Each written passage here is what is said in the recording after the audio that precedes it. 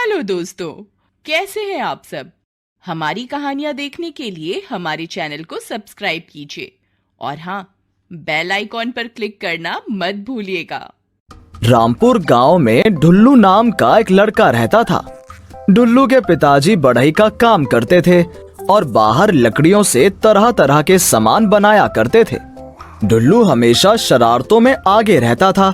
एक दिन ढुल्लू अपने दोस्तों के साथ तालाब किनारे पतंग उड़ा रहा था। चली रे चली पतंग मेरी चली रे, देखो बादलों से पार हो चली रे। इस बार तू बच नहीं पाएगा, इस बार मैं तेरी पतंग काट कर ही रहूंगा। अरे लालू, आज फिर पतंग लड़ाते हैं। अगर मैं हार गया तो मैं अपनी नई वाली पतंग तुझे दे दूंगा। वाह वाह, क्या बात है, हारने के लिए तैयार हो जाओ फिर। आज तक ढुल्लू किसी से नहीं हारा है, अपन झुकेगा नहीं। लालू और ढुल्लू पतंग लड़ाने लगते हैं। ढुल्लू की पतंग लालू की पतंग को काटने वाली होती है कि वहाँ पर एक खिलौने वाला हेलीकॉप्टर आकर ढुल्लू की पतंग को काट देता है। कट गई ढुल्लू की पतंग कट गई। अरे चुप करो, मेरी पतंग तुमने नहीं काटी है, ये तो इस पंखे वाले गाड़ी की वजह से कटी है। अरे ढुल्लू, तू हमेशा उल्लू ही रहेगा क्या? इसे हेलीकॉप्टर कहते हैं, लेकिन हमारे गांव में ये हेलीकॉप्टर किस माई के लाल के पास आ गया? तभी वहाँ पर मोंटी आ जाता है।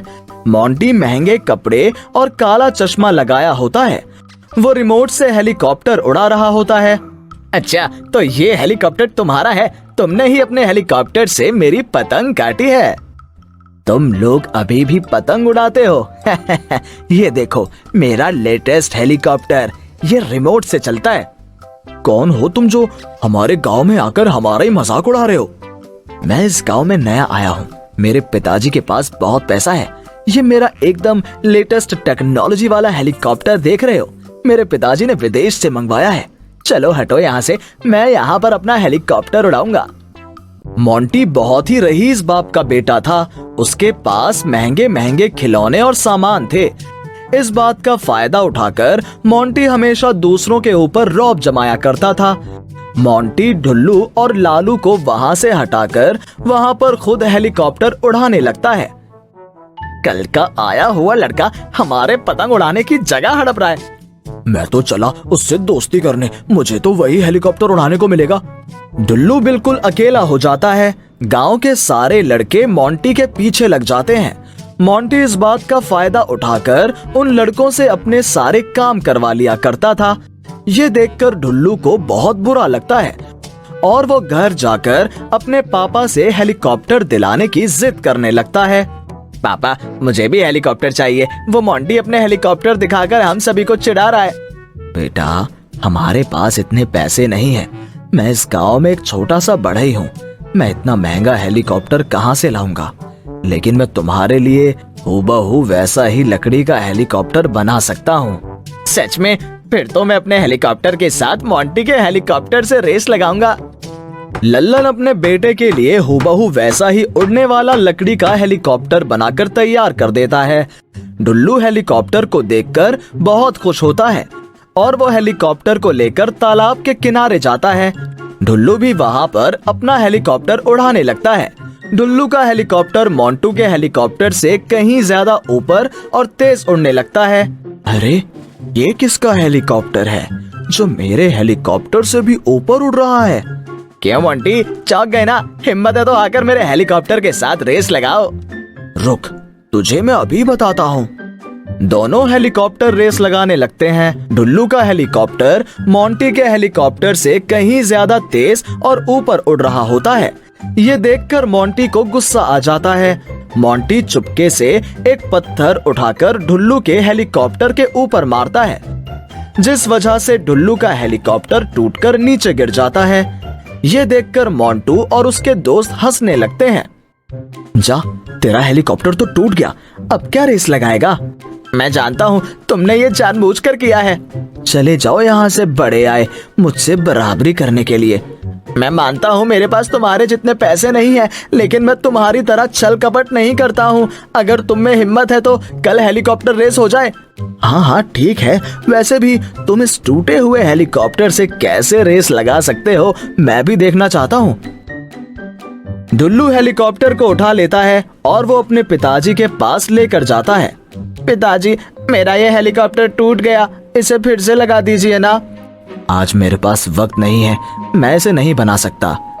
डुल्लू हेलीकॉप्टर को लेकर वहां से चला जाता है और सोचने लगता है, मैंने तो मोंटू को चैलेंज कर दिया है, अगर कल मैं हेलीकॉप्टर लेकर नहीं गया तो सभी के सामने मेरी नाक कट जाएगी।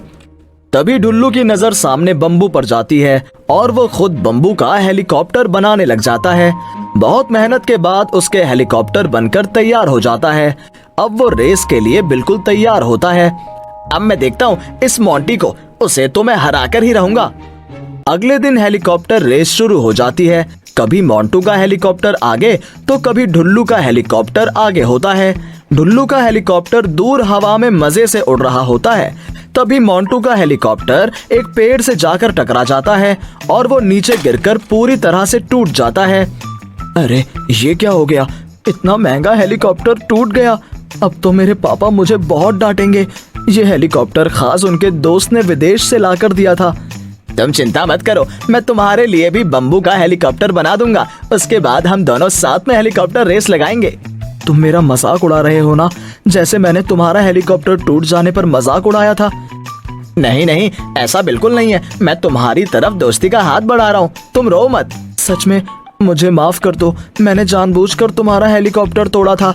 इसके बाद भी तुम मेरी मदद कर रहे हो। मुझे पता है, दोस्ती में no sorry no thank you. डुल्लू मोंटी के लिए भी बम्बू का हेलीकॉप्टर बनाता है। दोनों हेलीकॉप्टर रेस लगाने लगते हैं। वाह, ये हेलीकॉप्टर तो बहुत अच्छा है। ऐसा हेलीकॉप्टर मेरे शहर के दोस्तों को बहुत पसंद आएगा। क्यों ना हम दोनों मिलकर बम्बू हेलीकॉप्टर बनाने का बिजनेस शुरू करें। वाह, ये तो बहुत अच्छा आइडिया है। इससे मेरे पिताजी को भी घर चलाने में आसानी होगी।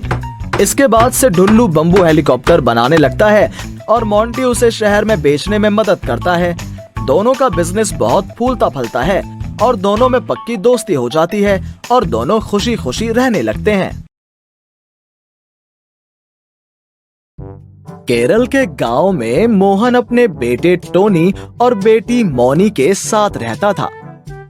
मोहन नारियल पानी बेचकर पैसे कमाता और अपने बेटे और बेटी पर खर्च कर देता था। मोहन अपने बच्चों से बहुत प्यार करता था और वो उनके लिए कुछ भी कर सकता था। अप्पा, मैं बड़े होकर साइंटिस्ट बनना चाहता हूँ। ये तो बहुत अच्छी बात है। मैं तुम दोनों की पढ़ाई लिखाई में कोई कसर नहीं छोड़ूंगा। और मैं बड़ी होकर एस्ट्रोनॉट बनना चाहती हूँ और रॉकेट से चांद पर जाना चाहती हूँ। हाँ हाँ, क्यों नहीं। मैं यहाँ से तुम्हें हाथ हिलाकर बाय करूँगा। लेकिन चांद तो इतना दूर है, मैं आपको नजर नहीं आऊंगी। अरे मेरी बेटी, तुम तो मेरे जिगर का टुकड़ा हो। जहाँ भी रहोगी हमेशा मेरे दिल के करीब रहोगी। ऐसे ही तीनों की जिंदगी मजे से कट रही थी। एक दिन मोहन अखबार पढ़ रहा था। अरे वाह, हमारे गांव के पास ही रॉकेट सेंटर खुलने वाला है। टोनी और मोनी ये बात जानकर बहुत खुश हो जाएंगे। मोहन टोनी और मोनी को आवाज लगाता है। क्या हुआ अप्पा, आप बहुत खुश लग रहे हैं। ये देखो, हमारे गांव के पास रिसर्च सेंटर खुल रहा है। इसमें बड़ी वाली रॉकेट भी है। वाह, हम लोग भी रॉकेट देखने जाएंगे ना अप्पा? हाँ हाँ, क्यों नहीं। मोहन अपने बच्चों को लेकर रिसर्च सेंटर जाता है। रिसर्च सेंटर में सब कुछ बहुत आधुनिक होता था।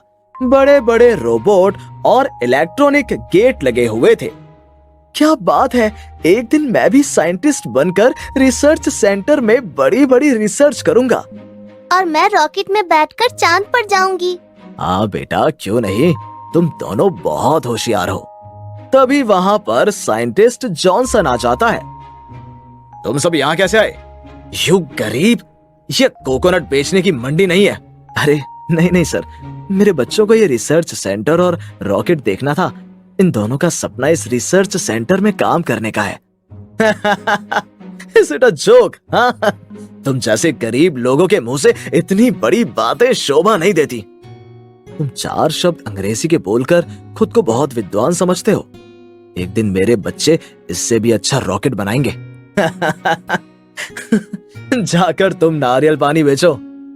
साइंटिस्ट जॉनसन मोहन और बच्चों को रिसर्च सेंटर के बाहर निकलवा देता है मोहन को ये बात बहुत बुरी लगती है। क्या ये रॉकेट सिर्फ अमीर लोग ही बना सकते हैं? हम गरीबों की कोई इज्जत नहीं है क्या? तुम चिंता मत करो बच्चों, जिसका कोई नहीं होता उसका भगवान होता है। मैं वादा करता हूँ कि मैं तुम दोनों को उस रॉकेट में जरूर घुमाऊंगा। इतना बोलकर मोहन वहाँ से निकल जाता है। वो बच्चों से वादा तो जरूर कर देता है, लेकिन उसे कुछ समझ नहीं आता कि वो अपने वादे को कैसे निभाएगा। मैं अपने बच्चों की उम्मीदों को टूटते हुए नहीं देख सकता। हे भगवान, मेरा साथ दो। तभी मोहन के सामने एक नारियल गिरता है और वो देखते ही देखते एक इंसान में बदल जाता है। ये कैसा जादू है? एक नारियल इंसान कैसे बन सकता है? मैं नारियलों का देवता हूँ। आज तक तुमने बड़ी शिद्दत और लगन से सभी नारियल पेड़ों की सेवा की है, इसलिए मैं तुम्हें वरदान देता हूँ कि तुम किसी भी बड़ी चीज को चुटकी बजाते ही छोटा कर सकते हो, और 2 बार चुटकी बजाते ही वो चीज वापस अपने आकार में आ जाएगी। ये सच है या मैं सपना देख रहा हूँ? मुझे अपनी आंखों पर विश्वास नहीं हो रहा। मोहन अपनी आंखों को मलने लगता है। तभी नारियल के देवता वहां से गायब हो जाते हैं। मोहन एक नारियल के पेड़ पर जाकर चुटकी बजाता है और वो नारियल का पेड़ पलक झपकते ही मोहन के कद से भी छोटा हो जाता है। अरे, ये तो सच में जादू है। मैं इस जादू से उस रॉकेट को चुरा लूंगा और बच्चों को चांद की सैर कराकर वापस उस रॉकेट को वहीं पर रख दूंगा। किसी को कुछ भी पता नहीं चलेगा। मोहन रात में चोरी चुपके रिसर्च सेंटर के पास चला जाता है और रॉकेट के पास जाकर चुटकी बजाता है। पलक झपकते ही वो रॉकेट मोहन के पॉकेट में आ जाता है। मोहन वो रॉकेट लेकर घर पर जाता है और बच्चों को सारी बात बताता है। मुझे तो यकीन ही नहीं हो रहा, इतना बड़ा रॉकेट आपकी पॉकेट में आया कैसे? ये सब नारियल देवता के जादू का कमाल है। चलो चलो जल्दी करो, किसी को पता चलने से पहले हम ये रॉकेट वापस रिसर्च सेंटर में रख देंगे। मोहन दोबारा चुटकी बजाता है और रॉकेट वापस अपने साइज का हो जाता है। सभी रॉकेट में बैठकर आसमान की सैर पर निकल पड़ते हैं। तभी साइंटिस्ट जॉनसन को रॉकेट नहीं होने का पता चल जाता है। ये क्या? ये आसमान में तो मेरा रॉकेट उड़ रहा है। मतलब रॉकेट रिसर्च सेंटर से किसी ने चुरा लिया है। ये जरूर उस नारियल पानी बेचने वाले का काम होगा। इधर मोहन और बच्चे आसमान में चांद और तारों की सैर कर रहे होते हैं। ये देखो, चांद कितना खूबसूरत है। ये चांद में कितने गड्ढे हैं। पृथ्वी से तो बिल्कुल गोल नजर आता है। चलो बच्चों, अब हमें वापस जाना चाहिए। अगर किसी को पता चल गया तो भारी मुसीबत हो जाएगी। मोहन और बच्चे वापस अपने घर आ जाते हैं और मोहन चुटकी बजाते ही रॉकेट को छोटा कर देता है।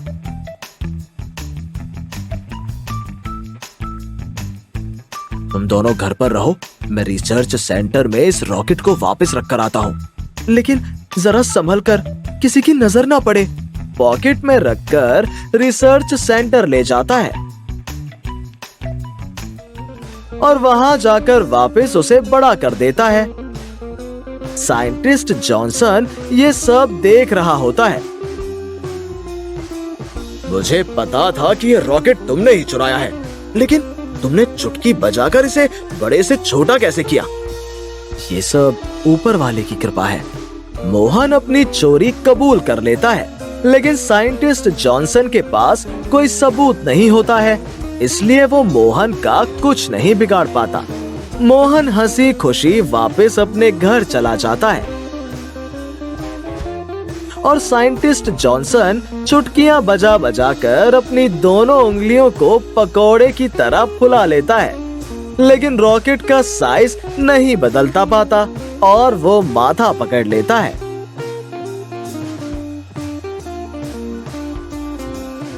हेलो दोस्तों, कैसे हैं आप सब? हमारी कहानियां देखने के लिए हमारे चैनल को सब्सक्राइब कीजिए और हाँ, बेल आइकॉन पर क्लिक करना मत भूलिएगा।